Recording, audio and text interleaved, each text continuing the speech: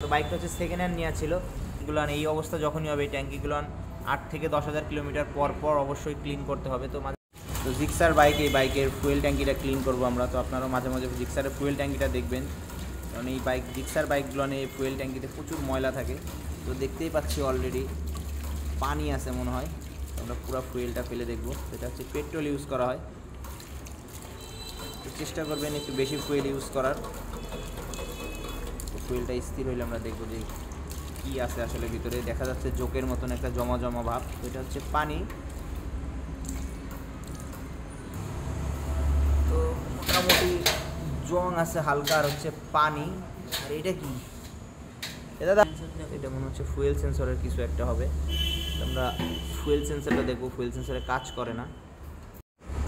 ফুয়েলের অবস্থাটা colour discolour হয়ে গেছে অলরেডি। তো দেখতেই পাচ্ছেন কী ধরনের জং আছে। তো বাইকটা হচ্ছে সেকেন্ড হ্যান্ড নেওয়া ছিল, তো মিটারটা টেম্পারিং করা ছিল। তো ভালোই জং দেখতেছি, জং এবং ময়লা আছে। মাঝে মাঝে ফুয়েল ট্যাঙ্কিটা ক্লিন করবেন, বিশেষ করে Gixxer bike, Pulsar, double disc bike, এই বাইকগুলো একটু সাবধানে ইউজ করবেন। এই বাইকগুলোর প্রবলেমগুলো বেশি হয়।